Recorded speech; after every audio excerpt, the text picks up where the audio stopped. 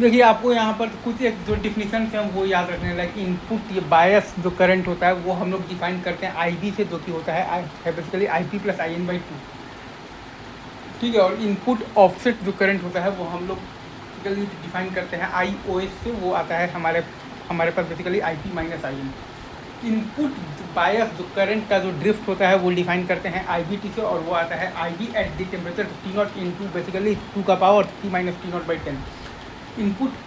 जो ऑफसेट जो करंट का जो ड्रिफ्ट आता है वो आता है हमारे पास basically I O S by delta T, या फिर हम लोग लिख सकते हैं बेसिकली तो delta I O S by delta T, ठीक है। इन